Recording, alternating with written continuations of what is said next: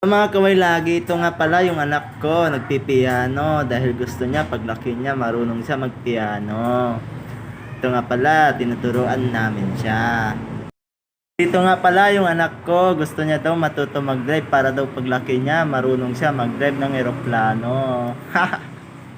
Dito nga pala, napapansin ko parang may problema nga pala ito. Buti nga sinabi dito sa amin, sira daw ito.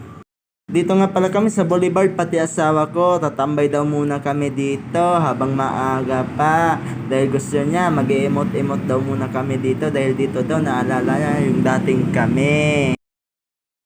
Dito nga pala, kumain kami dahil sa sobrang pag-iikot namin, nagutom kami.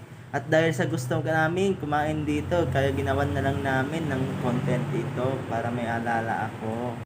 Nga pala, halata naman sa katawan ng asawa ko na gutom na siya. Kaya dito kumain na lang kami dahil wala kaming